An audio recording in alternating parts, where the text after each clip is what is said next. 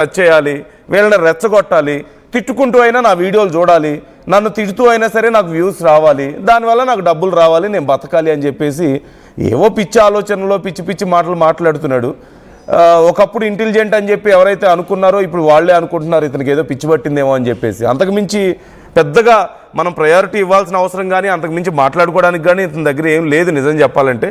So మీకేమైనా opinions ఉన్నాయా? Mostly I suggest you not to focus on him, not to care on him. ఖచ్చితంగా అసలు అవసరం లేదు, మనకి చాలా ఇంపార్టెంట్ పనులు ఉన్నాయి. హీ ఈజ్ నథింగ్ ఫర్ అస్.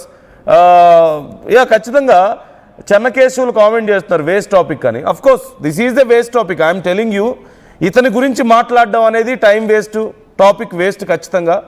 కాకపోతే ఏంటంటే కొంతమంది పాపం ఎమోషనల్ అవుతున్నారు కాబట్టి, కొంతమంది బాధపడుతున్నారు కాబట్టి పిచ్చోళ్ళు మాట్లాడినటువంటి మాటలను పట్టించుకోవద్దని చెప్పడం ఆర్టీవీ ఉద్దేశం.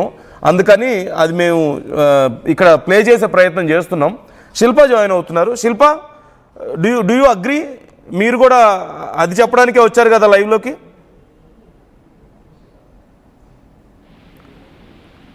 శిల్ప,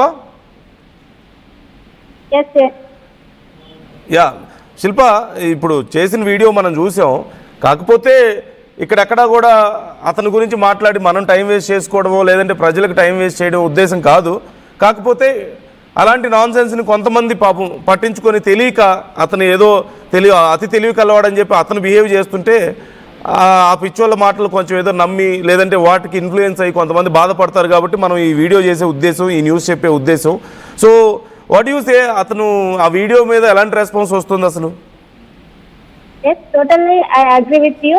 ప్రధానంగా ఏ తెలుగు ప్రజలైతే తనను తీసుకుపోయి ఆ స్థాయికి తీసుకెళ్లారో అదే ప్రజలపైన విషయం కక్కుతున్నాడు. గత కొన్నేళ్ల నుండి ఇటు ఏదైతే ప్రజలకు సంబంధించినటువంటి మనోభావాలను దెబ్బతీసే విధంగా వీడియోని విడుదల చేస్తున్నాడు. ఈ రోజు మరో వీడియోని విడుదల చేశాడు ప్రపంచ ఆర్టిస్ట్ అయినటువంటి అన్వేష్. దీన్ని తెలుగు రాజకీయాల్లోకి అడుగు పెట్టబోతున్నట్టు కూడా వీడియో చేశారు. కానీ ప్రధానంగా నేను సింపతి రాజకీయాలు చేస్తుంటే మొదట 100 మంది ఫ్యాన్స్ ని నేను కలుస్తాను, వాళ్ళకి ఐఫోన్లను ఇప్పిస్తాను.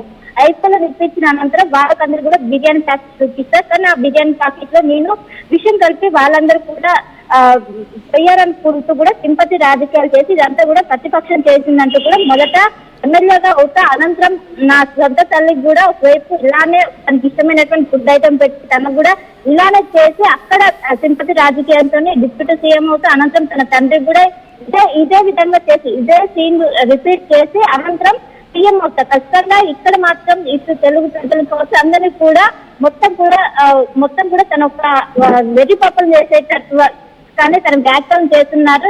ఏదైతే ప్రజలు తనని ఈ స్థాయి వరకు తీసుకొచ్చారో కానీ తను మాత్రం ఈ విధంగా చేస్తుండడంతో ప్రతి ఒక్కరికి కూడా ఒకవైపు గతంలో ఎవరైతే తనని అభిమానించారో వారందరూ కూడా మొత్తం కూడా అన్నెసరీగానే ప్రస్తుతం అయితే ఒక మొత్తం కూడా ఇలా చేస్తున్నాడు ఏంటి మనిషి అయినా వీడు అనే ఫీలింగ్ అయితే కల్పించడానికి మొత్తం కారణం మాత్రం తనే. ప్రస్తుతము తను విదేశాల్లోనే ఉన్నారు. ఇక్కడికి వస్తే తన పరిస్థితి ఏ విధంగా ఉంటుందో అయిపోయింది. అందుకే అక్కడ దానికి మాత్రం ఖచ్చితంగా పాజిటివ్ గా నెగిటివ్ పబ్లిక్ డొమైన్ లో మాత్రం ఖచ్చితంగా ఉండాలి. అదే భావనతో ఇలాంటి వీడియోలు విస్తృత చేష్టలు చేస్తూ ఇలాంటి వీడియోలను ప్రతిసారి పెడుతూనే ఉంటారు. మొత్తం కూడా ఇంటికి కొంతమంది అభిమానులు అలానే ఉంటారు. సో వాళ్ళకు కూడా కొంచెం వీడు ఇలాంటి వాడని చెప్పడానికి ఆర్టీవీ ప్రయత్నిస్తుంది. అందులో భాగంగానే మనం ఇలాంటివి ఈయనకు అన్వేషణకు సంబంధించినటువంటి వాటికి చెప్పే ప్రయత్నం అయితే మనం అవగాహన అయితే ప్రస్తుతం తెప్పిస్తున్నాం. కానీ ఈ విధంగా చేస్తూనే ఉన్నారు. ఒకవైపు తనకు సంబంధించి రిపోర్ట్ నోటీసులు జారీ చేస్తారు. కానీ తను ఇక్కడికి రాకుండా అక్కడే ఉంటూ ఈ విధంగా ఏదైతే తెలంగాణ ఈ తెలుగు గడ్డ పైన తను ఈ విధంగా చేస్తూ విశ్వసిస్తున్నాడని మనం చెప్పుకోవచ్చు. ఏంటి సింపతి రాజకీయాలు ఇప్పుడు ఇటు తెలుగు రాష్ట్రాల్లో సింపతి రాజకీయాలు అనేవి నడుస్తున్నాయి. అంటే ఇటు ప్రజలు ఎవరైతే ఉంటారో బిర్యానీలకు వీటన్నిటికీ అమ్ముడుపోతారు, వాళ్ళకు బిర్యానీ ఇస్తే చాలు ఓటేశారనే భావనతోనే ఇప్పుడు అన్వేష్ మాట్లాడారు. దీనిపైన గత కొన్నేళ్ల నుండి కూడా ఒకవైపు ఈ విధంగా నెగిటివ్గానే మాట్లాడుతున్నారు. నెగిటివ్ మాట్లాడడం వల్ల తనకు ఒక యూత్ కావచ్చు వ్యూవర్షిప్ కోసమే ఇలాంటి కంటెంట్ చేస్తున్నారు. మరోసారి చేయడం ఖచ్చితంగా ఈ తెలుగు ప్రజలపైనే తను ఒక టార్గెట్ చేస్తున్నారు. ఎవరైతే తనని ఈ స్థాయికి తీసుకెళ్లారో వాళ్ళపై కించపరిచే విధంగా ఈ విధంగా చేయడం ప్రతి ఒక్క దగ్గర నుంచి అభిమానుల నుంచి మొదలుకొని ప్రతి ఒక్కరు కూడా అన్వేషణ చాలా వరకు కూడా అసహనం వ్యక్తం చేస్తున్నారు. ఈ బిహేవియర్ ఏంటి తొందరగా పోలీసులు తనని అదుపులోకి తీసుకోవాలంటూ కూడా ప్రతి ఒక్కరైతే ఆలోచిస్తున్నారు. Yeah right thank you Shilpa, thanks for the details. In fact అతని గురించి చెప్పినా పెద్దగా పట్టించుకునే వాళ్ళు లేరు. అతను ఏం లేదు, కొంత ఏదో నెగిటివ్ పబ్లిసిటీ క్రియేట్ చేయాలి, కొంచెం అలా పోక్ చేస్తే తెలుగు ప్రజలు రెచ్చిపోతారు కదా, పిచ్చోళ్ళు కదా, ఎమోషనల్ ఫూల్స్ కదా అని చెప్పి అతను అనుకుంటున్నాడు. అతని ఉద్దేశం అలాగే కనపడుతుంది కదా, బిర్యానీ ఇస్తా, స్వీట్ ఇస్తా, మందు ఇస్తా, అందులో కొంచెం కొన్ని అమెజాన్ అడవుల నుంచి తెచ్చింది ఒకటి కలుపుతా, దాన్ని తిని చాలామంది పోతారు, నేను దాన్ని పట్టుకొని డిప్యూటీ సీఎం అవుతా, అయిన తర్వాత మళ్ళీ మా అమ్మకి గులాబ్ జామున్ ఇష్టం కాబట్టి దాంట్లో కొంచెం కలిపేసి పెడతా, అది పట్టుకొని నేను సీఎం అవుతా, మా డాడీకి ఇంకోటి ఇష్టం కాబట్టి అది కలిపి అందులో మళ్ళీ కొంచెం కలిపేస్తా, దాని నుంచి కొంతమంది పోతారు, అలా రాజకీయాలు చేసుకుంటా అని. ఇక్కడ రాజకీయాలు అంత చెత్తగా ఉన్నాయని చెబుతూనే తెలుగు ప్రజలు అంత పిచ్చోళ్ళు అని చెప్పేసి అతను చాలా తక్కువ చేసి మాట్లాడుతున్న పరిస్థితి మనకు కనపడుతుంది. ఎనీవే అతను ఏదో అప్పుడు నేను సీతమ్మ గురించి మాట్లాడడానికి కూడా నాకు ఏదో స్ట్రాటజీ ఉందని చెప్పి మాట్లాడుతున్నాడు. స్ట్రాటజీ లేదు, గడద గుడ్డు లేదు, ఇరుక్కుపోయాడు. ఇప్పుడు కొంతమంది ఉంటారు కదా, జనరల్గా సినిమాల్లో చూపిస్తుంటాం కదా, ప్రాణాల మీదకి వచ్చినప్పుడు ఏదైనా చెప్తారు, నోటుకు వచ్చింది మాట్లాడతారు. అలా ఉంది అతని పరిస్థితి కూడా. ఇప్పుడు ఒకప్పుడు ఏదైతే అభిమానం ఉందో అదంతా కూడా ద్వేషంగా మారిపోయింది ప్రజల నుంచి. వ్యూవర్షిప్ తగ్గిపోయింది, ఇన్స్టాగ్రామ్ హ్యాండిల్స్ ఎగిరిపోయాయి.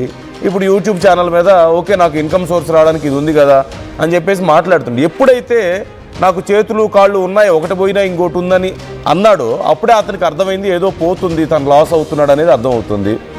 రెండోది ఇప్పుడేం మాట్లాడుతున్నాడు, తర్వాత మధ్యలో ఏం మాట్లాడు, నా దగ్గర 6 కోట్లు ఉన్నాయి, 8 కోట్లు ఉన్నాయని ఏదో చెప్పాడు, ఇవన్నీ పోయినా నేను హ్యాపీగా బతికేస్తానని చెప్పి మాట్లాడాడు. అంటే హీ నో దట్ ఆ స్టేజ్ వరకు రాబోతున్నాడు, ఇంకా నాకు ఏ దిక్కు ఉండదని చెప్పి అతనికి అర్థమైపోయి అతను దాన్ని భరించలేక అది ధైర్యంలాగా చూపించుకునే ప్రయత్నం, ఆ భయాన్ని, ఆ ఉక్రోషాన్ని ధైర్యంలాగా చూపించుకునే ప్రయత్నం, నెగిటివ్ పబ్లిసిటీగా అయినా టర్న్ చేసుకుందాం, వీళ్ళు కనీసం అభిమానించట్లేదు, కనీసం ద్వేషించైనా నాకు డబ్బులు వస్తే చాలు కదా అని చెప్పేసి అతను మాట్లాడుతున్నాడు. అంటే జనరల్గా ఇతను లాంటి వాళ్ళని ఏమనాలి మనం, ఎంగిలి తిన్న ప్లేట్లో ఉమ్మేసే రకాలని చెప్పేసి మాట్లాడుతుంటారు. అంటే మరొక పదం మాట్లాడతారు తెలుగులో, అంత హార్ష్గా నేను మాట్లాడలేక ఇలా చెప్పాల్సి వస్తుంది. అలాంటి వాళ్ళు పాలు దాగి రొమ్ము గుద్దే రకాలు అంటారు కదా, అలాంటి వాళ్ళే. ఒక్క క్షమాపణ, సరే ఏదో తప్పు అయిపోయింది, తెలిసి తెలియక నేను ఎన్నో పిచ్చి మాటలు మాట్లాడాను కదా, అన్ని వాటిలో ఇది కూడా అలా దొర్లింది, క్షమించండి అని చెప్పి నిజాయితీగా ఒప్పుకుంటే అక్కడితో అయిపోయేది. ఇగోకి పోయి డబ్బులు ఉన్నాయన్న కండ కావడంతో ఒళ్ళు కొవ్వెక్కి ఏదేదో మాట్లాడి చివరికి ఈ స్థాయికి తీసుకొచ్చుకొని ఇప్పుడు కూడా ఒక మేకపోతు గాంభీర్యం, అంతకుమించి ఏం లేదు అక్కడ. ఆల్రెడీ జరగాల్సిన నష్టం జరిగింది, ఎంతకంటే నష్టపోకుండా ఏం చేయాలా అని చెప్పి ఆలోచించుకొని సరే పాజిటివ్గా ఎలాగో వీళ్ళు పట్టించుకోవట్లేదు, కనీసం నెగిటివ్గానే నన్ను పట్టించుకుంటారేమో చూద్దామని చెప్పేసి అన్నీ మాట్లాడుతున్నాడు.